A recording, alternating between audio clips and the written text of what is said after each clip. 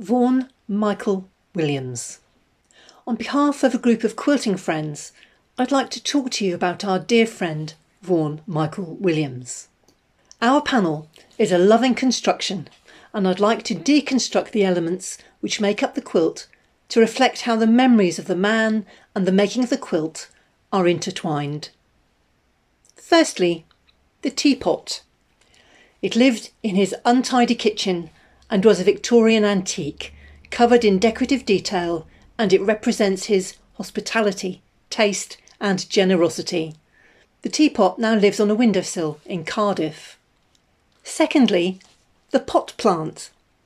It's a Scindapsus and one of many plants in his hat. This one trailed across his piano and bounced along as he thumped out show tunes. The plant represents his sense of fun and his need to put some oxygen into city life, which he lived at high-rise for many years. Amazingly, the plant is still alive and living in Crystal Palace. Thirdly, the knitted jumper. This was something Vaughn designed and made himself.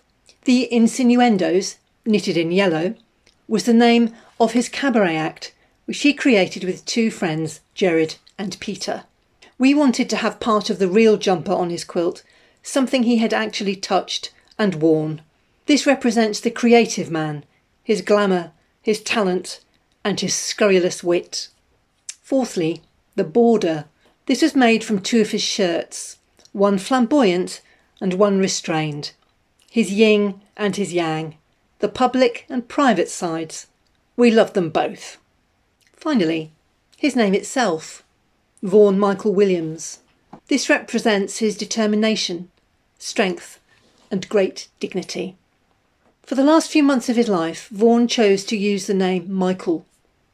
He craved anonymity amidst the prejudice, taboos and misconceptions of those times. Eventually, he chose not to use any name at all because he chose not to talk at all. He surrendered his advocacy to a group of friends who would be his voice for the final weeks of his life. It was a great privilege to share this responsibility, and we took it very seriously. This core group of friends became his quilters. We made the quilt in our friend Paul's house, each feeling our individual sorrow, but united by the quilt across our knees, grounding us and giving us purpose. It was a way of us giving him his name back. As people view the quilt panels, they will see an ocean of names.